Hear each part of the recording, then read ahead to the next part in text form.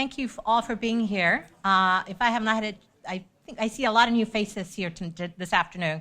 As the Executive Director of Asia Society Hong Kong Center, it was my great pleasure to welcome you to this really wonderful lunch. And I want to start off by thanking Consul General Agarwal for introducing us to the speaker.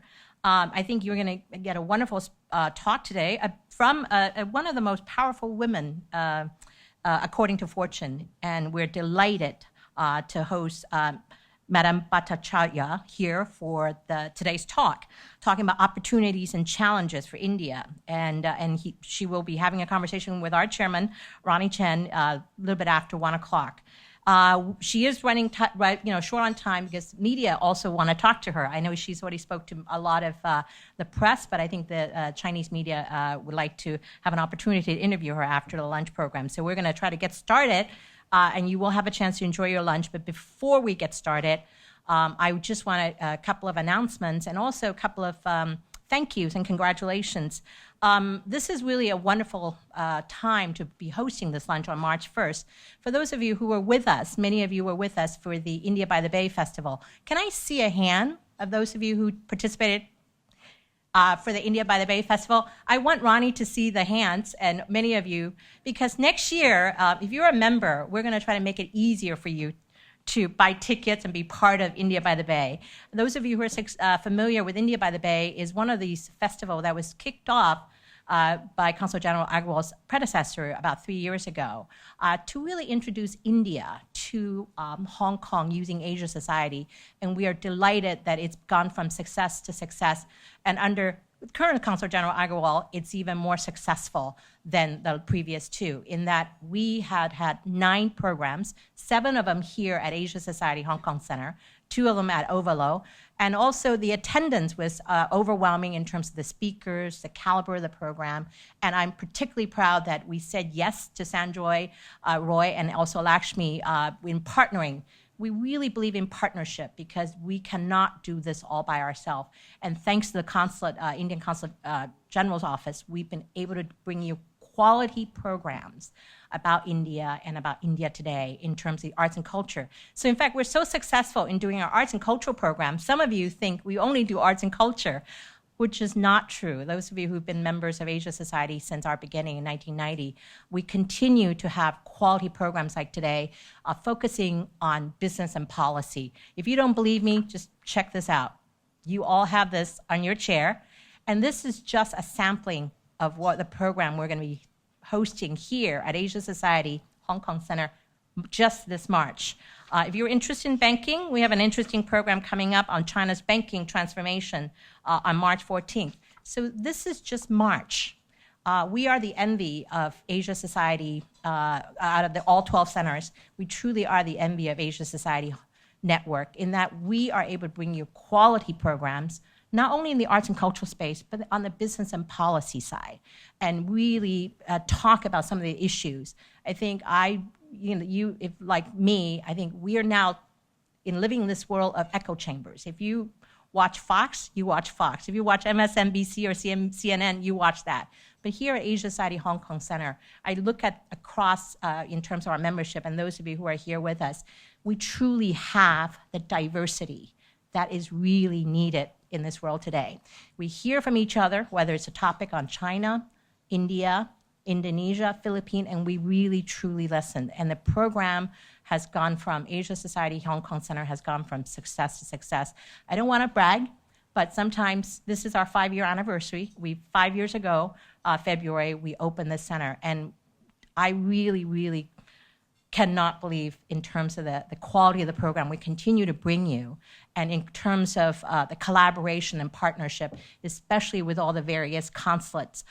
Especially, I want to thank, again, the Indian Consulate General's Office, in that we are able to bring you quality programming in business and policy, arts and culture, and education. So thank you for your continued support. Next year, it's going to get harder and harder to get those India by the Bay tickets, I can guarantee you. And it's not just me saying it, it's because supply and demand. So I think if you're a member of Asia Society, I think it's going to be easier to get those India by the Bay ticket next year. So sign up for membership. So that's something I wanted to let you know. And also, and really thank all of you for your support. And I also want to acknowledge the students. We continue to be one of these organizations that also crosses boundary in terms of bringing you students. We don't just do it for 1 or 2 lunches. We do it for every lunch. And I see the students back there. Can I ask the students to stand up and be recognized?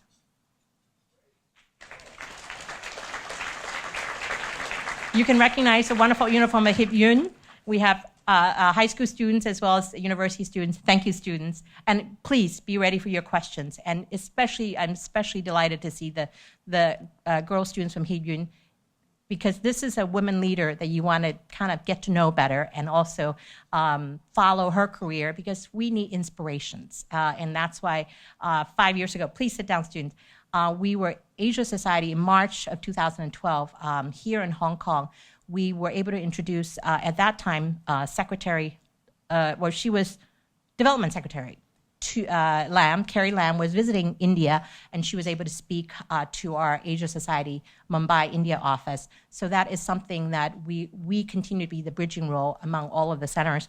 And she talked about women's role here in Hong Kong in terms of how difficult it was to be a women leader in terms of the cultural changes that has to happen. So that's why today, I'm particularly proud that we're able to bring you a true women business leader to talk, share the stage with our chairman. So enjoy your lunch, and please come back and continue to support Asia Society. Thank you. Want to make sure that we have plenty of time for our guest of honor to make her remarks. That said, she has preferred not to give a speech per se, but she would prefer to be engaged in a dialogue, for which I'm delighted and very honored to have the opportunity. I want to welcome Victor Mallet back to Hong Kong. You used to be a great member here, used to chair programs for us and this and that, and then he was in India for the last 4 or 5 years, and now you're back. So if I had known that, I would have had him do the interviewing rather than me. But anyway, next time, Victor. We're also delighted to have Margaret Fong. Margaret, great to have you. Margaret is the first lady to become the executive director of the Hong Kong Trade Development Council, which is an awesome organization that is doing great work for Hong Kong. I want to also welcome my good friend, Sam Petroda from Chicago. Sam, for those of you who are from India, knows that he is considered as a father of telecommunication in India. He has done a lot for the country's connectivity. We also want to welcome Sir James Merlis. Many of you know Sir James, one of our own from Hong Kong. And I always put it this way, he had a minor achievement and a major one. His minor achievement was he was a 1996 Nobel laureate in economics. His major one is became the master of the Morningside College at Chinese University, of which I'm associated. And so we're delighted to have you as well, James. With the students, just to let you know, as is the house rule here at Asia Society, whenever the students raise their hands, they always get a first crack at questioning. And I'm sure that for our guest of honor here today, all the questions from ladies and gentlemen, or any of you, will be a piece of cake. The only exception perhaps comes from the student. Sometimes the student think that it's a dumb question, but the dumbest question may be the smartest question and maybe the hardest to answer. So I want to encourage all of you to be ready. So with that, I will not belabor except to say that our guest of honor here, I just got information today that there were 50 most powerful women outside of the United States. And the second ranking, and one of 3 from India, is our guest of honor, President Arundhati, here today. We honor the other one in New York. I don't think we made a mistake, but I think that we have more work to do, because I understand that you outranked the other lady, but all of you are really amazing people. So, ladies and gentlemen, welcome President Arundhati.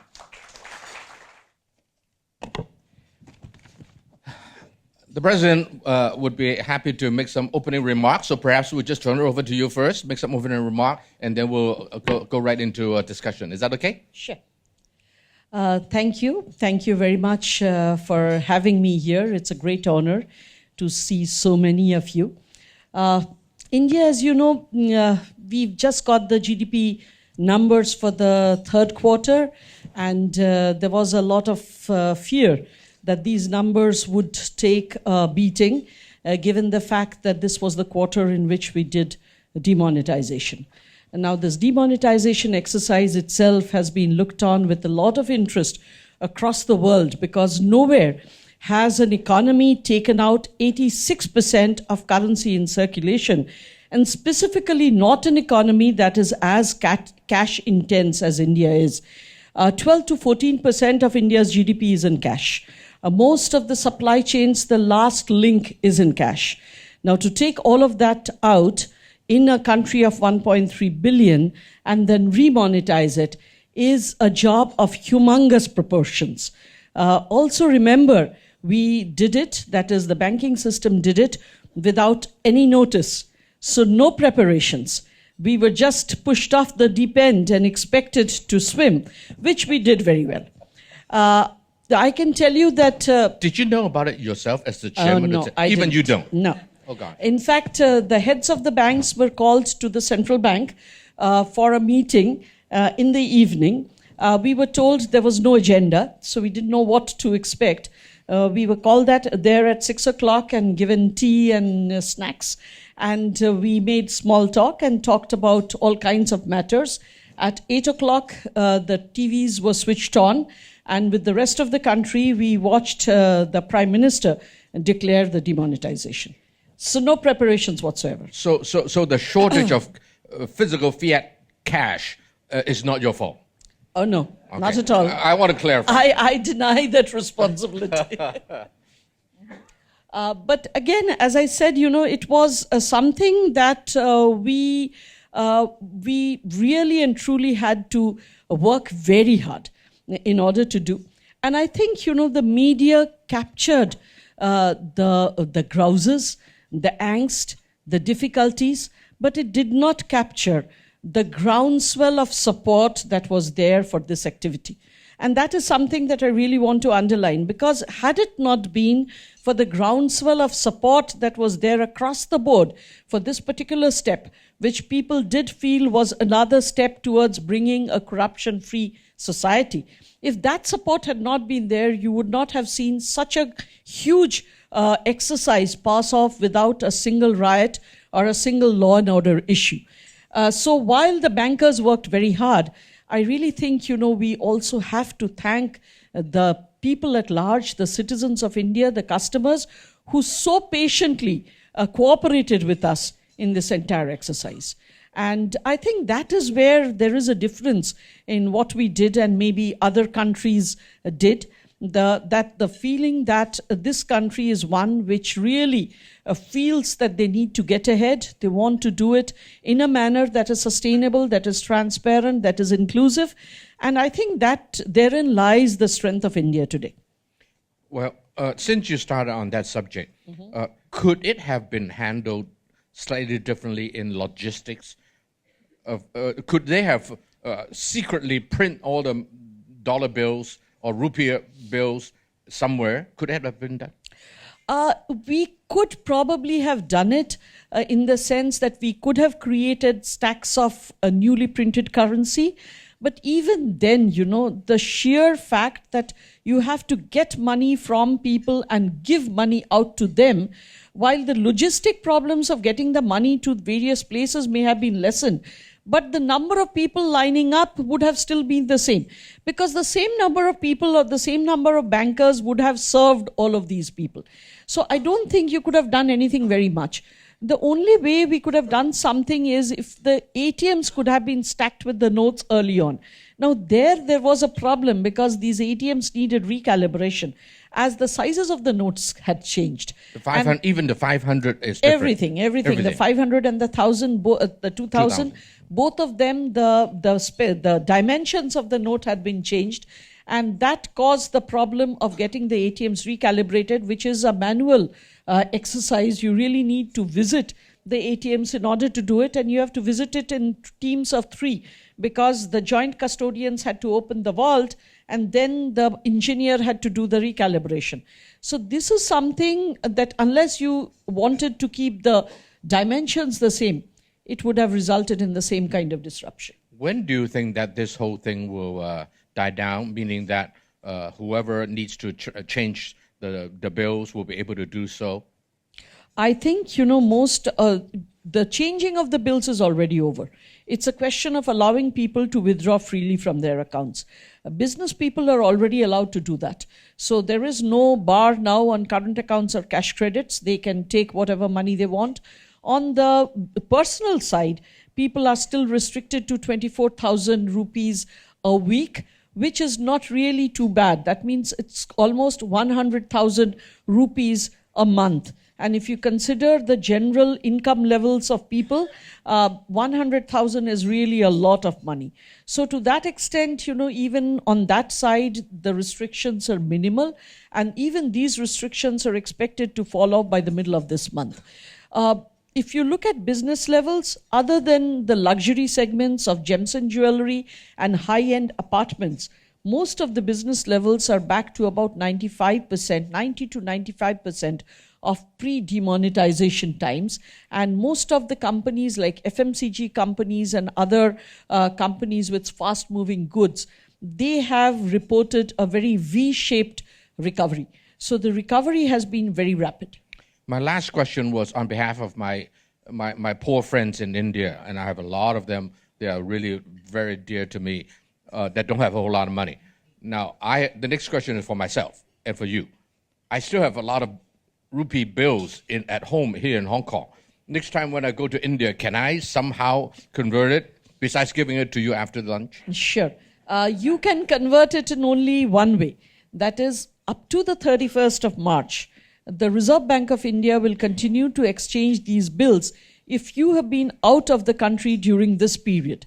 The only proviso is that as you get into the country, please report to this to the customs and have them certify this on your passport. If you are not getting it certified by the customs that you are bringing these bills in, they will not be exchanged. So if you can get customs to certify the amount of bills that you are bringing in and then take them to the Reserve Bank of India, they will exchange it up to the 31st of March this year.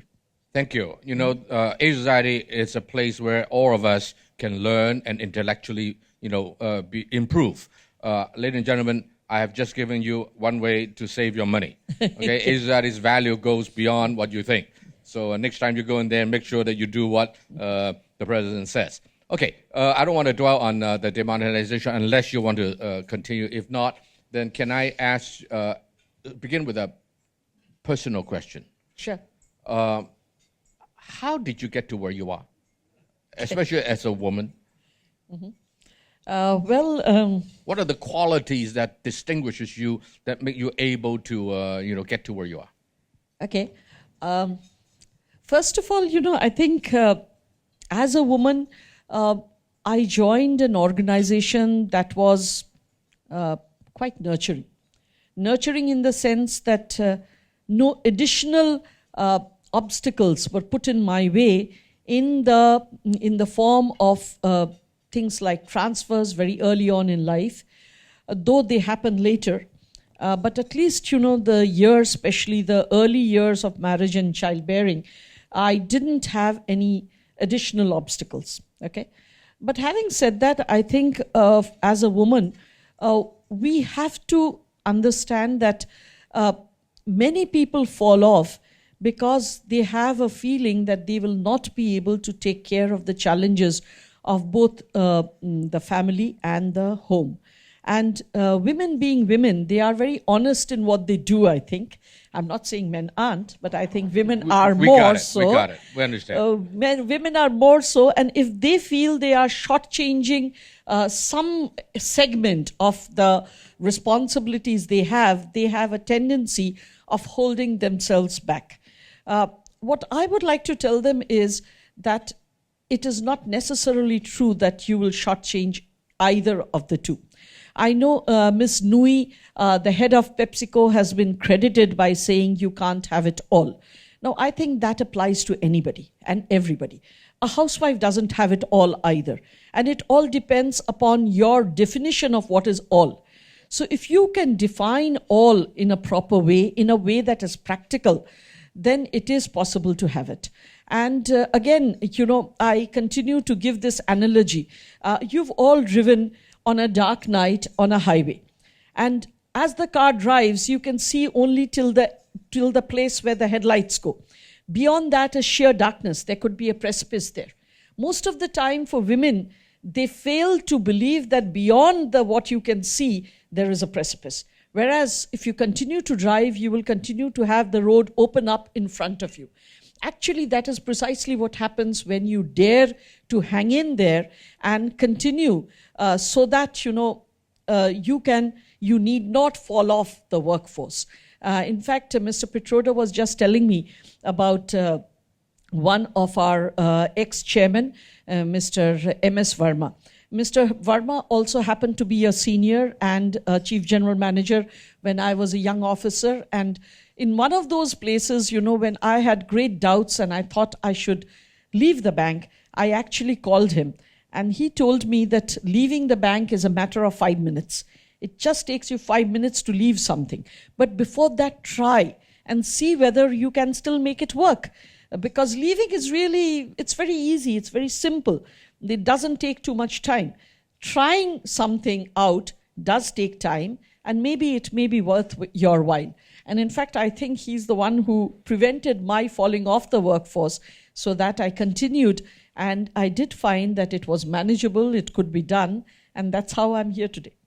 I'm delighted that you mentioned Indra Nooyi. Indra Nooyi, just a little advertisement, served on the board of the Asia Society globally. Mm-hmm. So she was with me in a meeting just recently, and she succeeded me at the Motorola board also.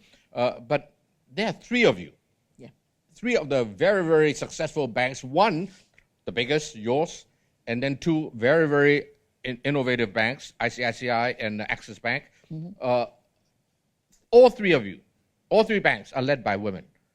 There must be something to women and banking. Is there something there or just happenstance? See, just recently we had a regulatory college. As you know, in a regulatory college, regulators from various countries, they come together and look at the banks which have operations in their countries. And we were on a dais like this, and on the dais there were 7 people. There was the deputy governor, who happens to be a man. And on one side of him, there were 3 bankers, all 3 women, myself, the lady you talked about, that is Chanda Kochar, and another very large public sector bank, the Punjab National Bank, which also is now led by a woman. And on the right side of Mr. Mundra were 3 other regulators, that is his juniors, the CGMs from RBI, all 3 also ladies. Oh, gosh. Okay? So I think, in India, somehow or the other, in the area of finance, women have really made a mark. So it is not only public sector banks, private sector banks, even the branches of foreign banks in India are all women-led. So the branch of, for instance, your Bank of America, women-led, Standard Chartered, women-led, JP Morgan, women-led, even very recently we had HSBC, which was led by Naina Kidwai. She's just stepped down, just retired. She's on my board. Yeah. So a lot of women. Now, how did this again happen? People keep asking us. And I think it has to do with the fact that in 1969, the government nationalized a large number of banks because they wanted banking to reach the villages, to reach the common population. Now, as a result, under government mandate, branches had to be rolled out at quick succession. And the requirement for workers was very high. Now, how were the workers taken? There were public open examinations. And based on the way you performed in the exams, you got recruited. So you didn't have to know a person. You didn't have to get recommendations from anybody. It was a pure merit-led examinations open to everybody that recruited from the public. And I think, it was at that point of time that a lot of women got into banking. Again, because they didn't need recommendations, they didn't need to know anybody.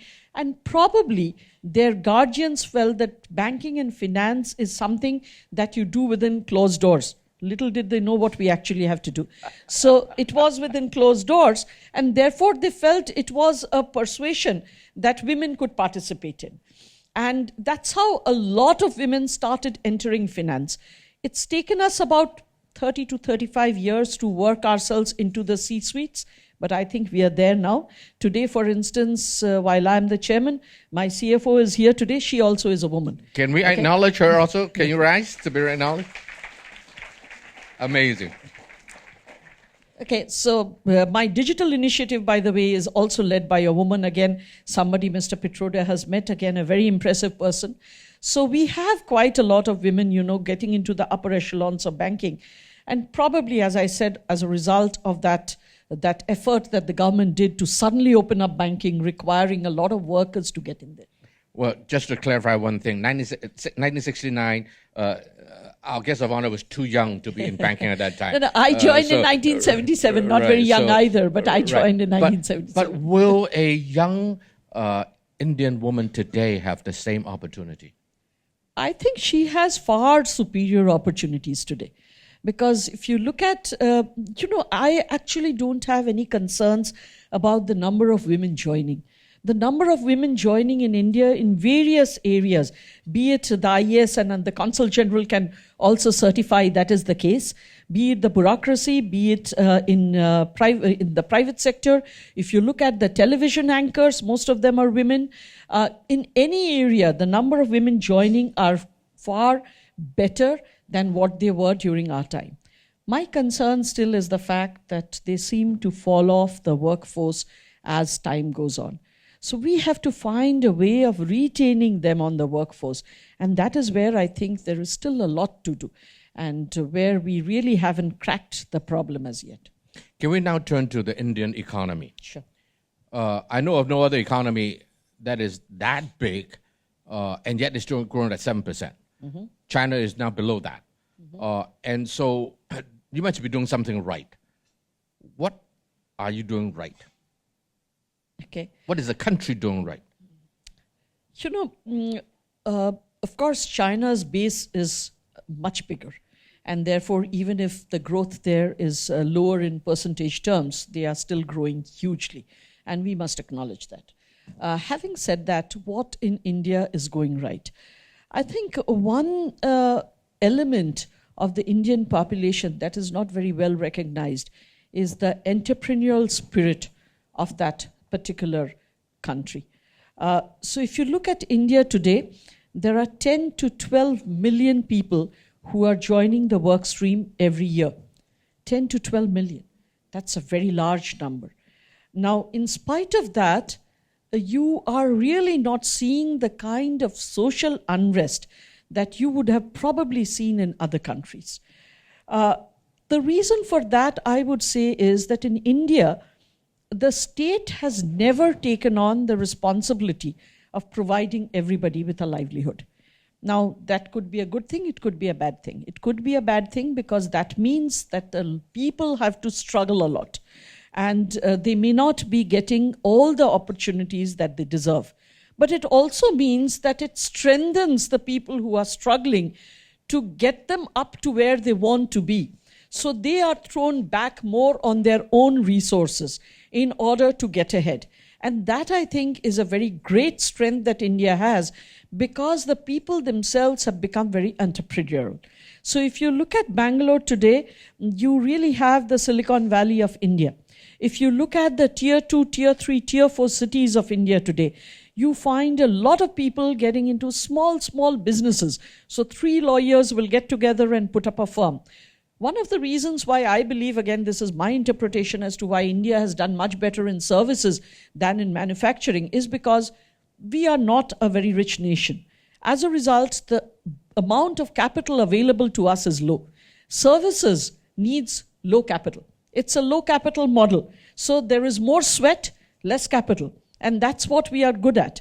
Whereas manufacturing actually needs much more capital. We did not have enough of it, and which is why you are seeing that manufacturing in India has actually been at a lower level.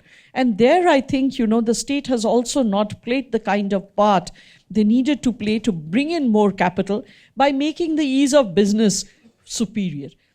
Today, the government has become aware of it. It's trying to improve the ease of doing business.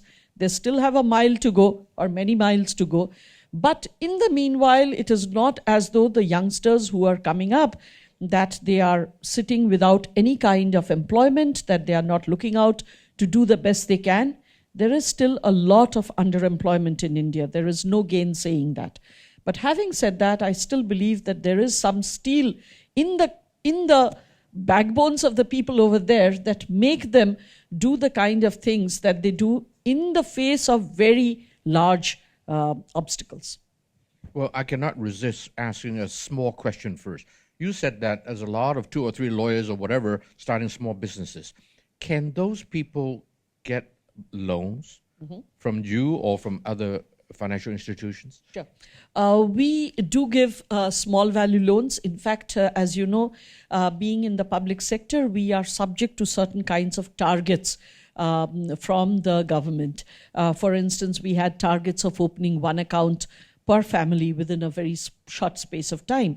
Similarly, for small loans, there are certain targets. So these are called the mudra loans, up to 2 crores.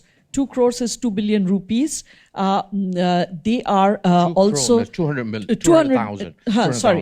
2 crores, that is 7 zeros, 20 million rupees. 20 million. Sorry, Right. 20 million rupees. Right. There is a government guarantee to the extent of 65% as well. So that, the banks are not very wary of lending to such companies. And we have certain targets for the number of loans we have to give to these people. Within those targets, there are sub-targets in the sense that there are certain number of loans we need to give to women, as well as to what is called the backward classes. So people who have lesser opportunities, we have sub-targets within these targets for the number of loans we need to give to them. In China, you have a same problem that these small operators cannot get loans. Well, not the same problem, different from you, but they cannot get loans. So they have to rely on family. Is that also very prevalent in India, where you borrow from family, uncles and aunts and parents just to get started? Absolutely, that is very much the case. And as I said, it is difficult to get credit when you have no credit history. So let's not diminish the problem. The problem is large. But as I said, the government is aware of it, so are banks like us. And we are now finding ways and means to do this lending. Technology actually has helped us a lot. As you can understand, with technology, you are able to actually assess any person's cash flows in a much better manner that you could do earlier. And because of that, it has made lending also easier. So you are seeing these lending platforms where, depending upon the kind of cash flows, you can actually get loans at in a very easy way. Of course, the loans are not very cheap. These are from the private sector, so they are not cheap loans. But what happens is that the private sector uses these technology platforms to make loans very quickly. And of course, to also ensure that, they follow up on the monitoring of the loans in a manner that ensures that the repayments also happen. So I think these small loans are something that we are getting there, not fully there, but yes, we realize that there is an opportunity there and there is a need as well. Well, we'll come back to this matter of use of technology in financial services, and I understand that you are a leader in that in India. But let me go back to something that you mentioned about a macro issue about where the capital is going to come from for the country. Where do you think are the sources of capital for the country's economic development, and what kind of capital do you want? You don't want people that invest in stock market, for example. No. Right. So what kind do you want?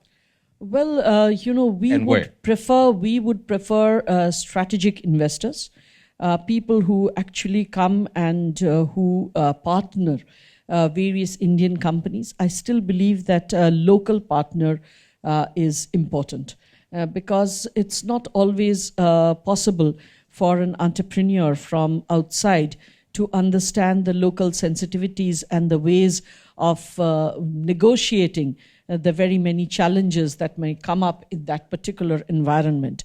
So choosing a good partner is always a good thing. But with that, we do believe that we want more people to come in and actually invest in the country and be there to help us in very many ways. The government has, for that matter, been making the foreign direct investment, as we call it, the FDI, the ability to scale up FDI in very many industries has been made much more easy. The Foreign Investment Promotion Board, which used to take an inordinately long time, has just been scrapped, and they are hoping to make that an easier process as well. And even in areas like defense, etc., the ability to put in more money as FDI has been raised. So, in all of the areas where the government wants money to come in, they have actually made it possible for people, for investors to come in and work alongside of the people within India. There are certain sectors even where 100% FDI is allowed. But again, as I said, my own advice is that it is good to have some local person there, because it is sometimes difficult to understand how to negotiate things, negotiate the various requirements that India has in order to set up a business. Who is the biggest FDI provider nowadays? Japan, Korea, Europe? The biggest one, I am not too sure who it would be. Mauritius. Mauritius is not really, that's because the routing of the money is happening through Mauritius. Just the routing of it. It is not really a true investor, so to speak. Because of the tax efficiency of the way the money is treated, if it comes in through Mauritius, you have the highest inflows from there. And in fact, the Indian government is looking at seeing how they can make that tax efficiency at least more transparent, so as to ensure that it's not merely a rerouting of money going out from India. But having said that, if I look at the people who have really invested in India, well, there is a lot of money coming in from places like Japan. We have a large number of Japanese company in India. We also have quite a lot of money coming in from the Western countries. So whether it be UK, whether it be US, we have quite a bit of money coming in from there as well. What does it take for you to attract more foreign direct investment? What are the barriers right now? Well, what are the prospect of changing that to the better? So, I would think 2 or 3. One is, of course, the ease of doing business itself. That has to become much more transparent, so that, if you make an application, you should be able to predict ahead of time when you are going to get it, and the approvals, that is. So first of all, the time it takes to get those approvals. Second, a single window clearance for many things, because today you have to go from various to various places in order to, environment will come from somebody else and something else will come from somebody else. So all of that, so a single window, transparent and a time-bound manner in which you get it. I think 1 or 2 other things will also add. One is, of course, a better center-state coordination. Many of the things that you want to do are actually on the concurrent lists. So, the state might actually have a say in the way you do things or in the way the tariffs are put. And obviously, you want that to be as good or as predictable as the center can be. And there, I think there is still a lot of work to do. Some of the states are doing very well. For instance, states like Andhra Pradesh, Maharashtra, they've actually made a lot of progress there. But all states are not on the same platform. So there are states that need to sort of, scale up their way of doing things and be more on track. And I think the last but not least, people from abroad, investors from abroad, they need predictability about what the government will do when when there are certain requirements that they feel is important for the people at large. For instance, if you're looking at roadways, there's been a complaint that suddenly, because there is a movement of the people, tolls are waived. Now, what happens to the roadway after that? Because it was depending upon the income from the tolling. Now, you just take away the tolling, then how are these things going to be supported? So the government is aware of these matters. They are trying to see how best these can be addressed. They are trying to ensure that there is a fallback, that the government itself takes the responsibility when such things happen. They are trying to make the models more robust by giving the kind of assurances that were earlier not available. In fact, the NPA problem that the Indian banking system has been on account of the huge growth in infrastructure, which was not supported by the right kind of models. So there was much more of a risk that was allocated to the promoters and the lenders rather than to the sovereign agencies who also needed to have taken part in those risks. Now that is being realized by the government. So the new models that are coming up, these are called the hybrid annuity models, actually reallocates the risk to the sovereign where it is actually a sovereign risk. So by changing the models under which you are doing business, the government is trying to make a more conducive kind of an atmosphere for investment to keep flowing in. Before I leave this topic of foreign direct investment, there's one group of Indians that are truly amazing, and that is the overseas Indians, Sam, of which you are one. And in America, that I know a little bit, they are, I think, the highest per capita income minority group.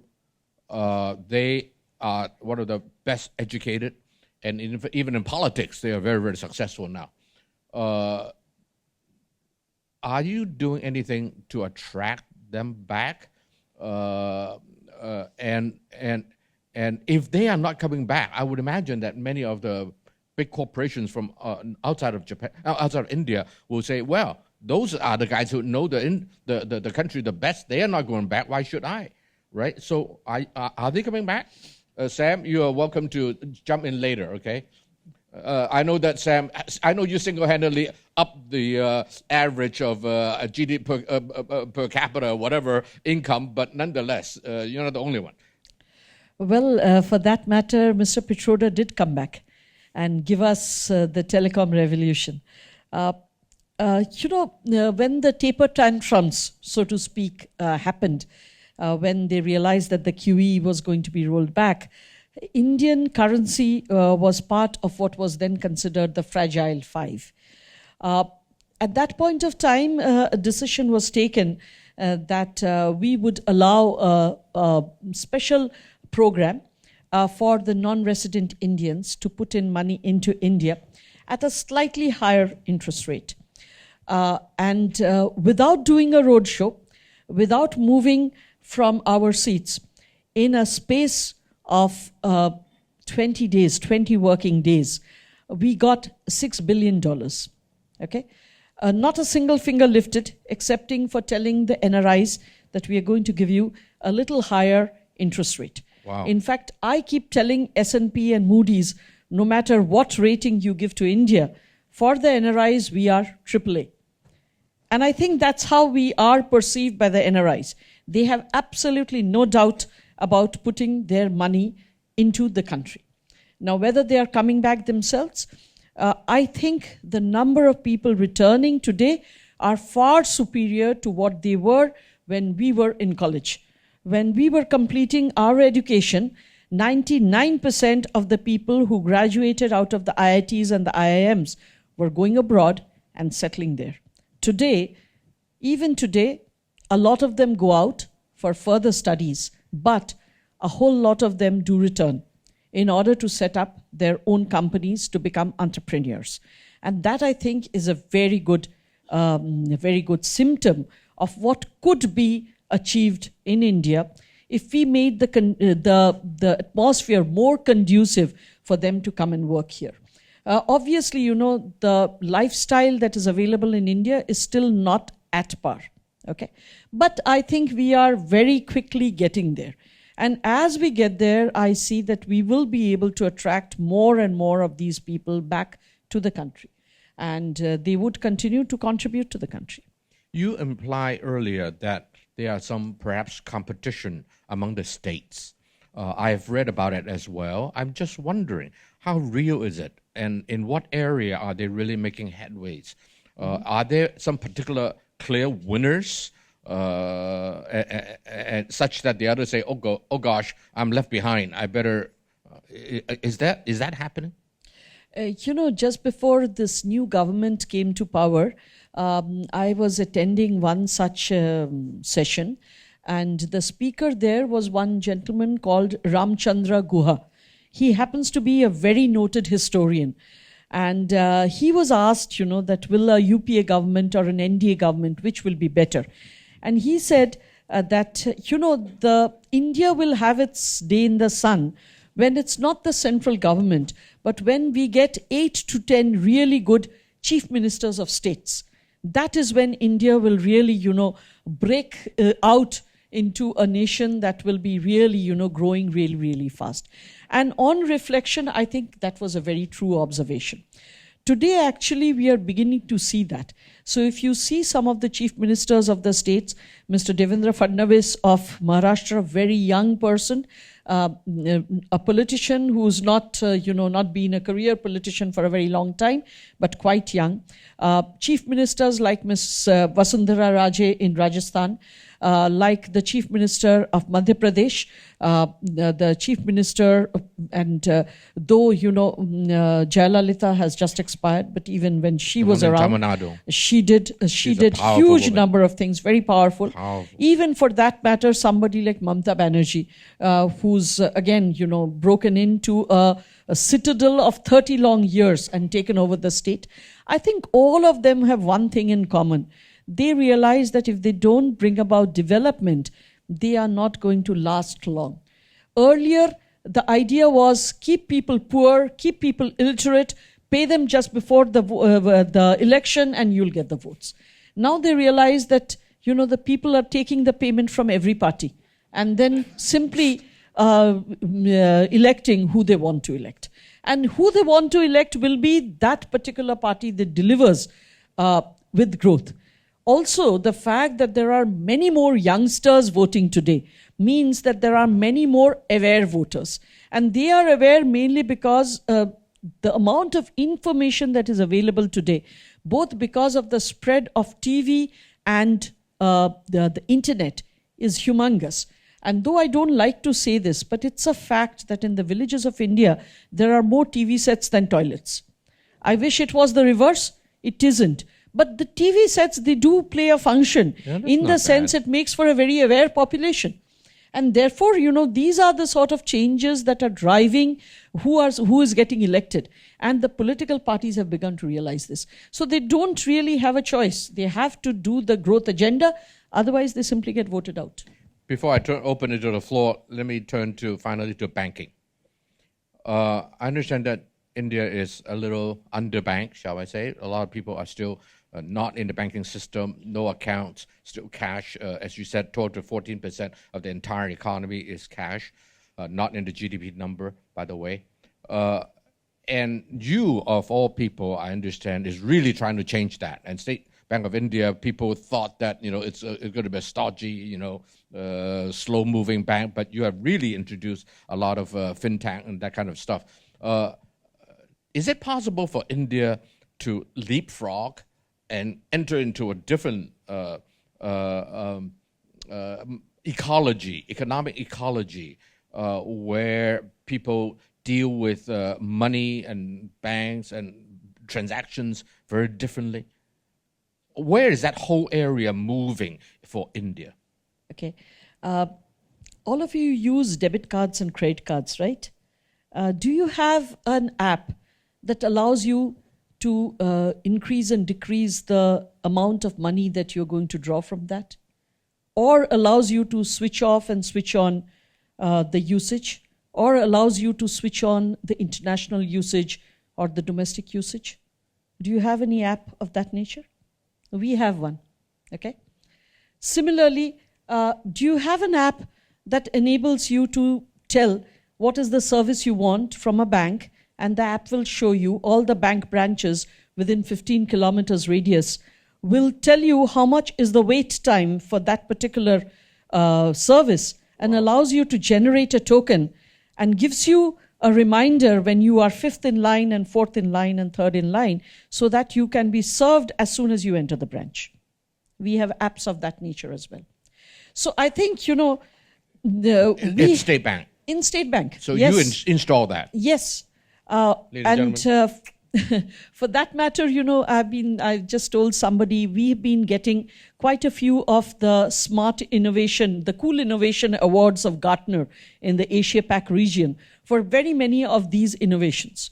So I think on the retail piece, India is definitely set to leapfrog into using digital in a manner that is not used anywhere in the world.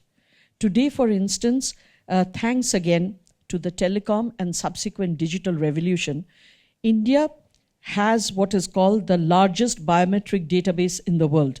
So out of 1.3 billion people, 1.1 billion people have what is called the Aadhaar number, which is a unique identification number given on the basis of 10 fingerprints and retina scans. So there's no way of mistaking one person for the other, okay? What the government has done is they have asked this number to be now linked to one bank account, okay?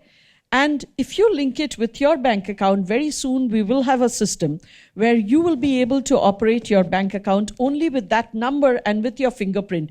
You won't need a card, you won't need a signature, nothing. You will be able to operate purely on this, okay? Not only that, India has today created what is called the UPI. It is a unified payment interface. What it does is you are required to download an app, and the app can be from any bank. And on that, you have to create a virtual address. If I know your virtual address or your phone number, it does not matter where I bank, but seamlessly I will be able to transfer money to you through the app that I have. So on my phone, I may have the app of Bank A. My account may be in Bank B. You may have the app of Bank C. Your account may be in Bank D. I will be able to seamlessly transfer money to you. Only thing I need to know is your phone number or your virtual handle. That's it. Okay. Now, this kind of a payment interface is not available anywhere else in the world, as far as I know. Now, that is the space where we have gone to. I will not say that everybody is using it. These things take time to scale up. Also, I do think India has to scale up on the infrastructure. That is the bandwidth that is used in order to carry these transactions. They need to be scaled up. They need to be available in the villages. Even today in India, there are certain dark spots where telecom is not available. There are certain gray spots where it is, patchy. But if you leave these kinds of things aside, the kind of innovation we are seeing, the kind of leapfrogging we are seeing of the system is far superior to what is happening in the rest of the world. So I don't think we'll have a problem getting there, no. So would this thing still be around in a couple of years? I doubt very much, because probably even if you have a card, it would sit virtually on your mobile. I don't think you'll have the plastic. So you don't need it? I don't think so. So your son and my grandson will ask, Mommy or Granddad, what is that thing that you guys used to carry in your pocket, right? Quite likely, yes. Right. Okay. I'm going to open it to the floor. So if any of you want to ask, yes. Okay. One of the leaders from the Indian community in Hong Kong, and then over here, was it Mauritius? Ms. Bhattacharya, my name is Manohar Choga. I'm one of the directors of the NRI. Please allow me to continue the question Ronnie Chen asked in the beginning for NRI extending the money. Now, many NRI, they don't travel to India that often, and you have a deadline 31st of March. So in case they want to change here, is your bank can help them in changing here in Hong Kong?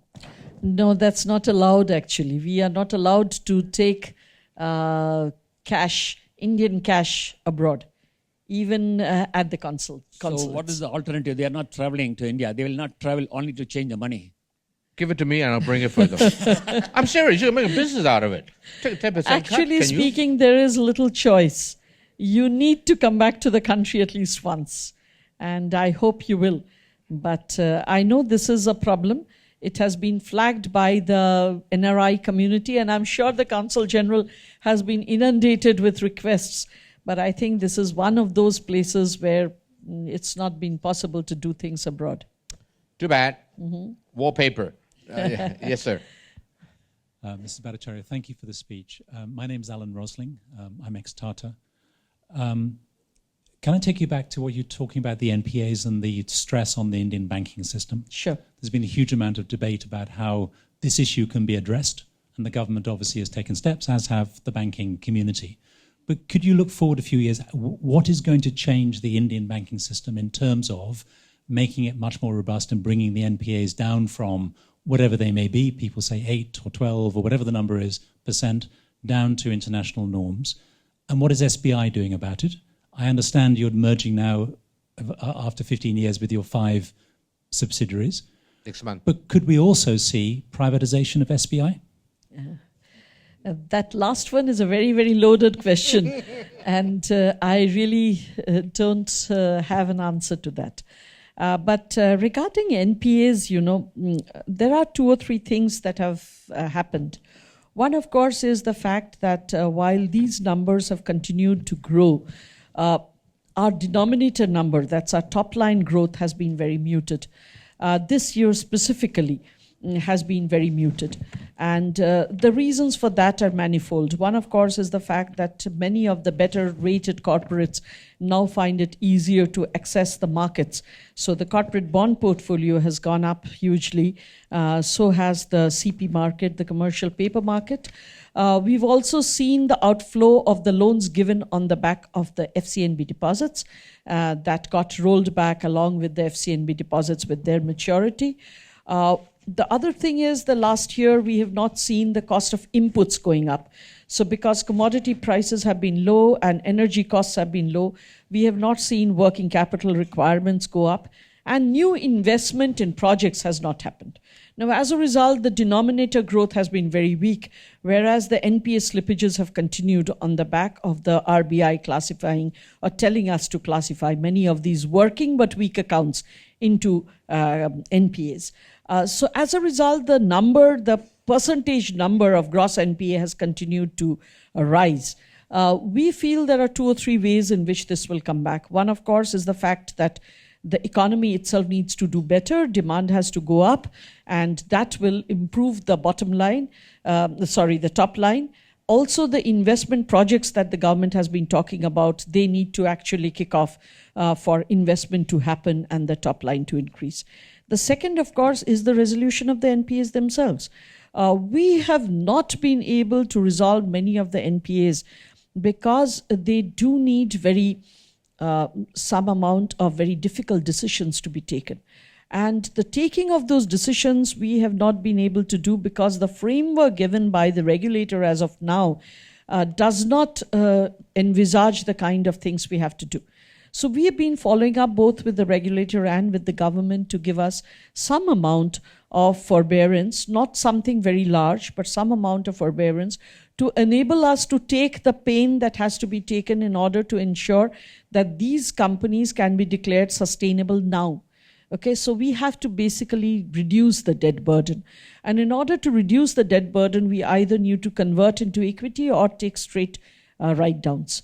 Now, for both of those, we have been asking for certain provisions, which we have not yet been able to get. Should they happen, we should be able to resolve many of these large NPAs going forward, because many of them are actually working assets.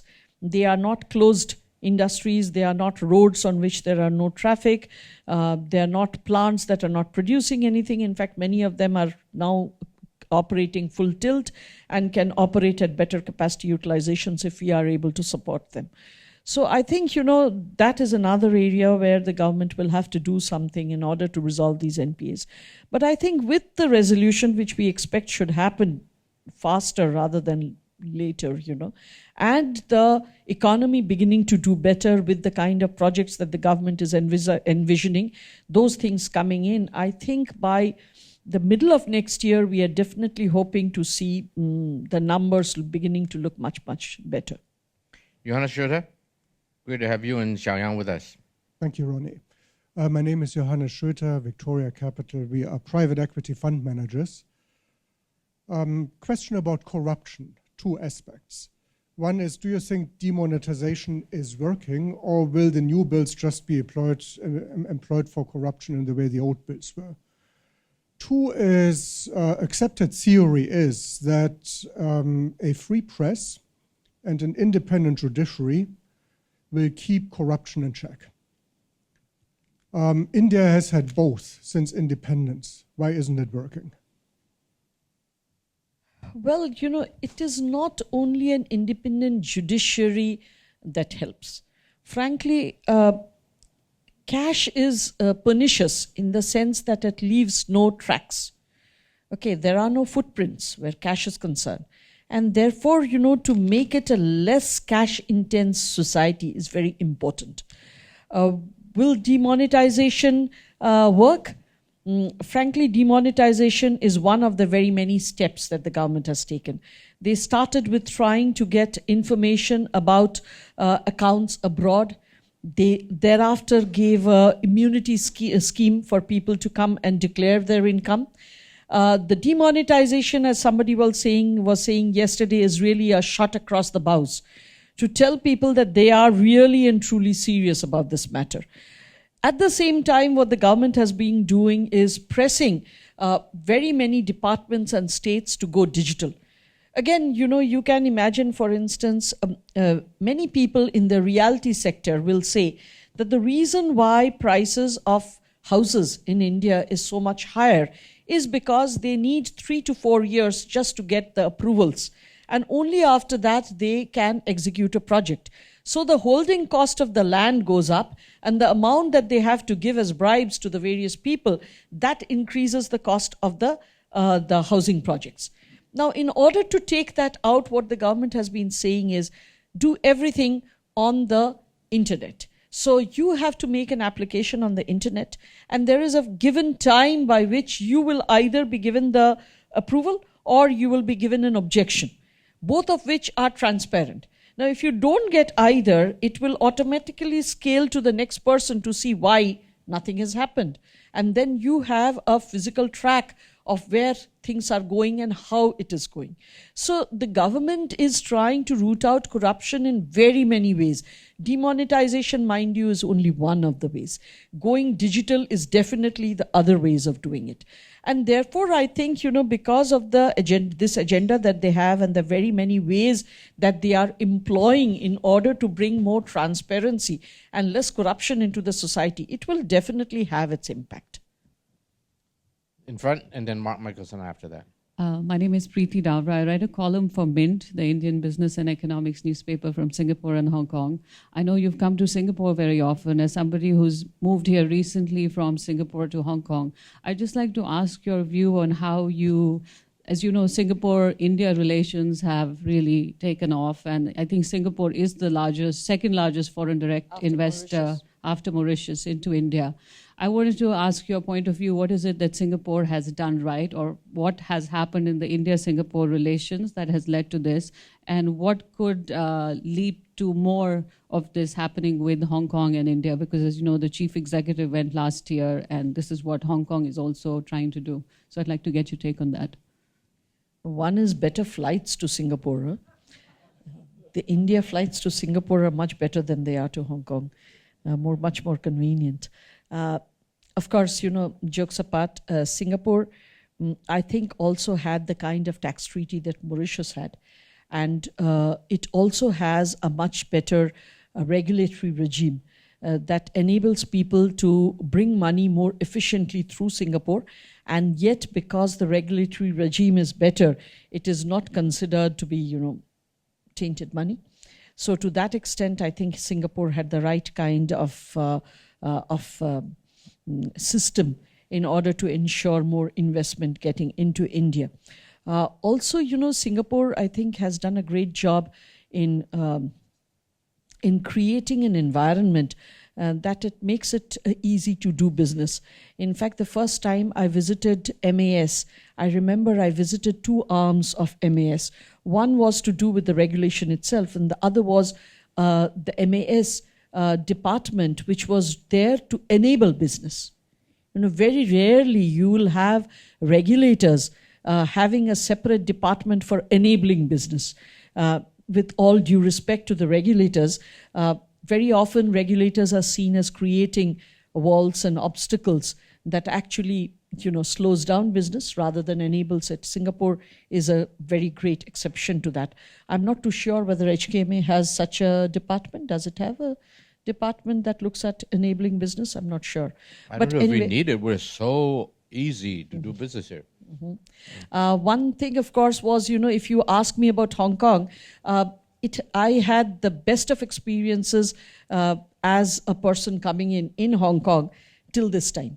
Okay, because we used to just walk in and the immigration was the easiest in the world. And in fact, I used to make it a point to touch the smileys every time to indicate what a lovely experience we had. But now it's different. We have to do a pre-registration approval and only then we can get in. So it's a little different now. But I think, Singapore that way has been able to attract a number of people because of the time it takes from out of India, the ease with which we can. In fact, Singapore is the one location where I think if people go to do meetings, they do more meeting and less movement, whereas in most other places it is more movement and less meetings. Hong Kong is also very similar, by the way. It's very close. In fact, I really don't know why Hong Kong shouldn't be able to do as well as Singapore. They are very similar.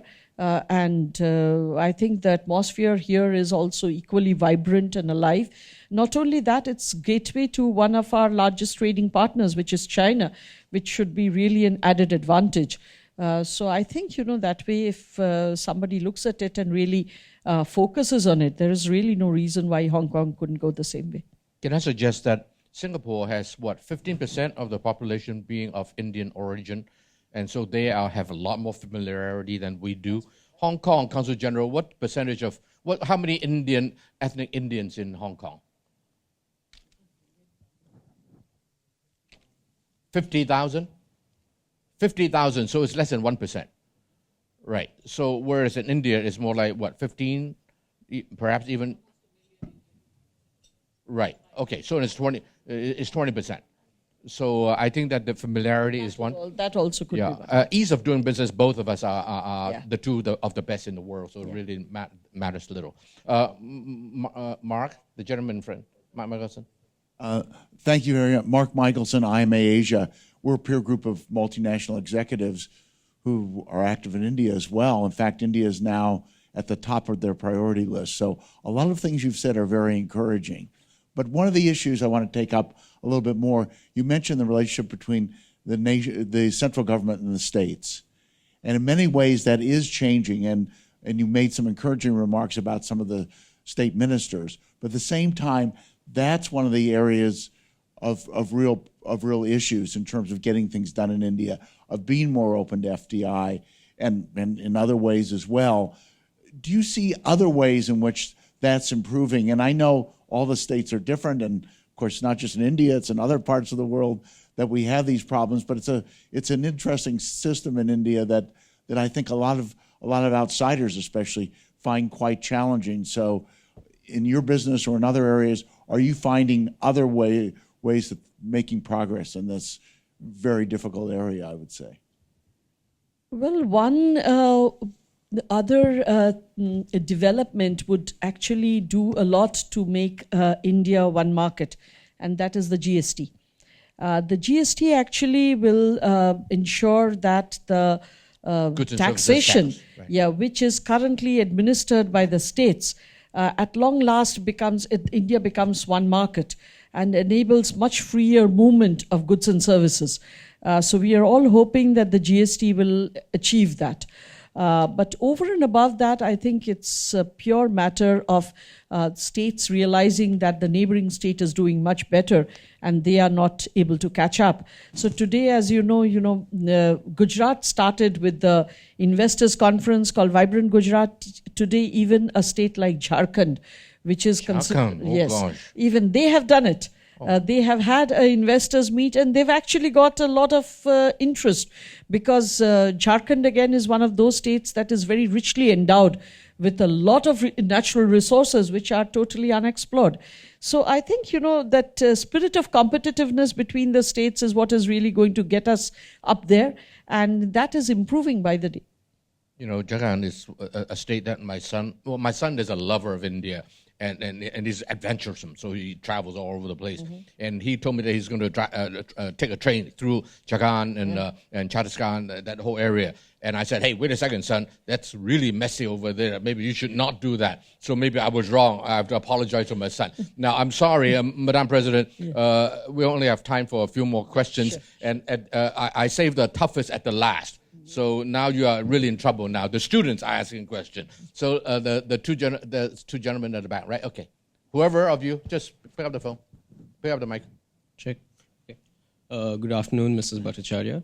So you mentioned, you're clearly an advocate of India transitioning towards a cashless economy, right? And one of the barriers in this transition is obviously the lack of infrastructure in the rural areas. So how is the government or how are the banks going to, try removing this barrier? What are they doing to work on improving the infrastructure in the rural areas? And how are they trying to educate the rural people on this infrastructure and the benefits of going cashless? You're from Hong Kong, right? No, I'm from City U. City U, where are you from? Bangalore, India. Bangalore, India. Okay. No, actually, I would like to say that we are not working for a cashless society. I think that's still some distance away. So we are working currently for a less cash society. Okay. And the second thing is infrastructure in the rural areas. Basically, that will happen out of competition in the telecom sector. I don't think we are directly involved over there, but given the kind of intense competition that is there in telecom today, I think these companies themselves will put out better infrastructure because they all want to capture whatever market share they can in order to survive. And you are aware that today, because of the entry of the new player, Jio, there is intense competition in telecom. So I think, it's an area where the banks really don't have to get in, and the infrastructure will happen without the banks having to get in there. Another student at the back? Yeah. Good afternoon, Mrs. Bhattacharya. Where are you from? What university? I'm from Bangalore, India as well, and from City University of Hong Kong. Great to have you guys here. Okay. Bring more. My question to you is just an add-on to his question. And for the past 10 years, we've seen like this, this booming of the micro-financial sector in India. Specifically,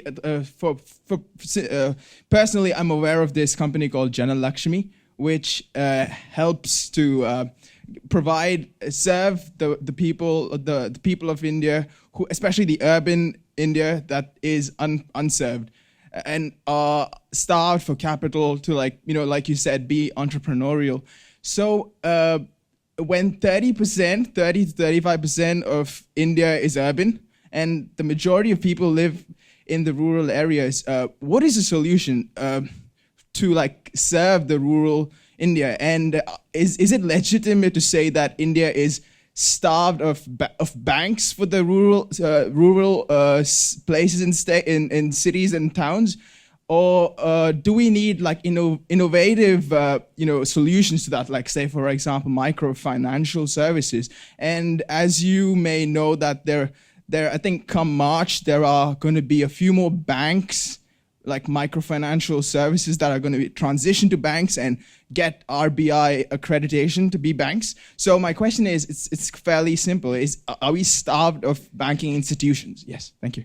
I don't think we are starved of banking institutions. However, if you're asking me that does everybody have access to banking within 5 minutes of where they stay, I think they don't. Okay?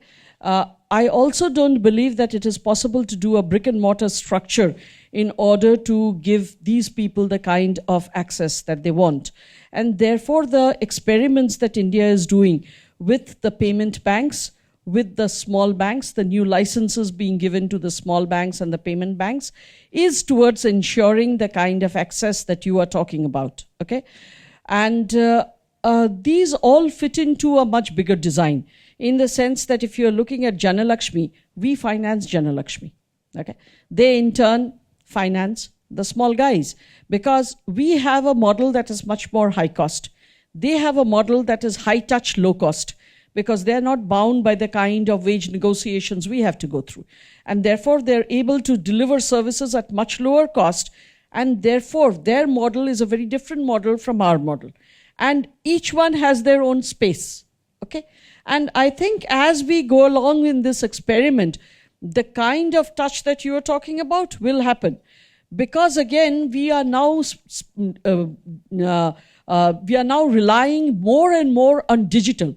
A digital which will reduce the cost of transactions and enable it to be much more widely available than what it is today.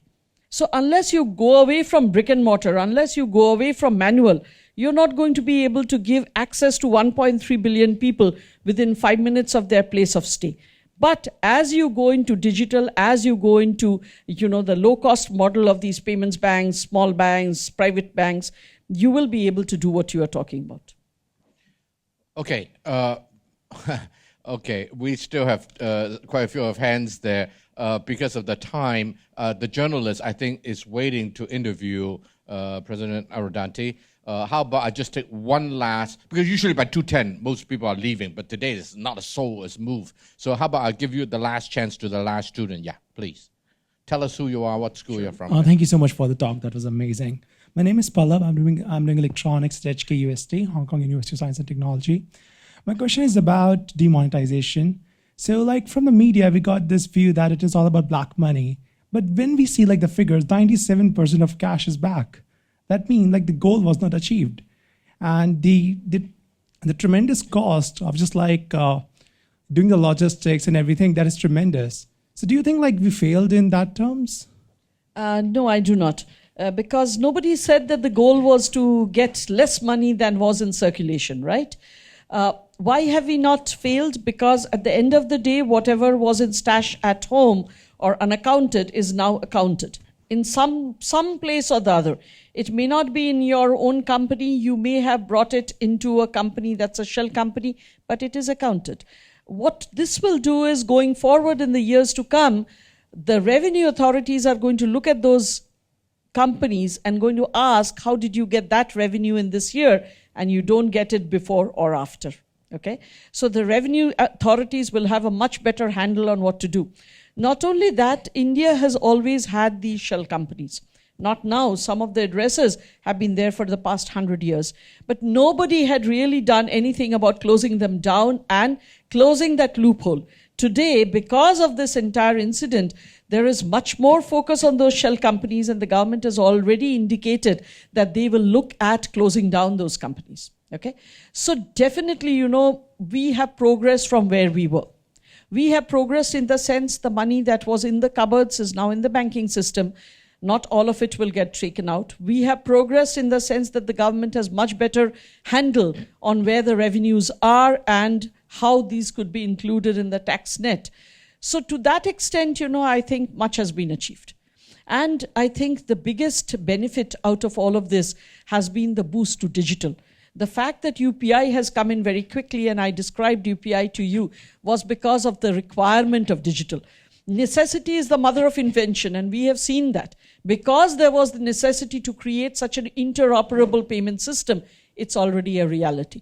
So to that extent, the boost that we got in digital, in 3 years, the number of debit card that I could activate, I have done 400% of that in 60 days' time during demonetization. So we got a huge boost in digital. So in many, many ways, the demonetization experience has actually had a very good fallout. I really hate to disappoint anyone. So how about the last question? Yeah. My name is Vipul Mehrotra. I work for a global bank here in Hong Kong. Ms. Chairperson, working in Hong Kong and working with global companies, the inevitable question that we get asked when we talk about India with our clients is the comparison between the macroeconomic models that these companies have faced as they looked at their businesses going into China and as they're thinking about India if they're not already there. Now, clearly, China has grown on a model that was supported by manufacturing, and India had services, and you actually very nicely summarized the reason why that was the case. So as you look 10 years ahead, do you foresee that either through the Make in India campaign or other strategies that hopefully governments in the future might come up with, that India will become a manufacturing destination, or is manufacturing going to become a much larger proportion of our economic model as compared to today? And in fact, do you even believe or foresee that to be a need? Or do you think that the economic model that has served us these last 10 years can continue to serve us going forward? No, I think the number 2 option that you gave, that manufacturing will be a much bigger part, is the right answer. And I see no reason why that should not happen. There were India, for that matter, for instance, some of our airlines, they gave very large orders for aircrafts. Now, if it had been in the past, they would not have had any kind of an offset clause or a clause demanding that certain amount of that manufacturing happen in India. Today, the government is wise enough to say nothing doing. You don't get the orders if some amount of manufacturing doesn't happen in India. So I think, manufacturing is a very important part. It is important because of the very many people who are looking for jobs, and manufacturing is one way that you can provide those jobs. I don't think that we will become the manufacturing destination that China has become. I still don't think, that is something that can happen. If you don't have a centrally led economy like China has had, it will be very difficult to attract that kind of capital to set up manufacturing in India. India has certain advantages. We are basically an English-speaking country.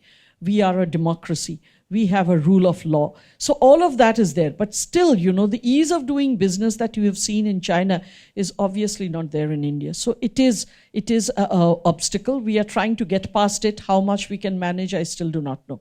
So becoming a destination does not seem to be the case. Similarly, the third option that you gave, that we should remain just as we are today, also does not seem to be the right answer. But I definitely believe that manufacturing will have to become a more major part of the GDP than it is today.